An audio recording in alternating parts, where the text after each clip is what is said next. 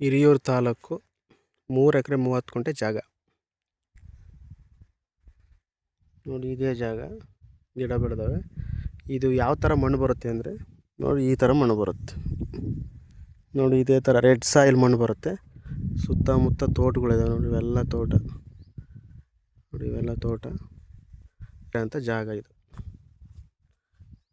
ಗಿಡ ಬೆಳೆದು ರೆಡಿ ಮಾಡಿಸ್ಬೇಕು. 3 ಎಕರೆ 30 ಗುಂಟೆ ಜಾಗ ನೋಡಿ. ಡಾಂಬರ್ ರೋಡ್ಗೆ ಇದೆ, ರೋಡ್ ಫೇಸ್ ಭಾಳ ಬರುತ್ತೆ.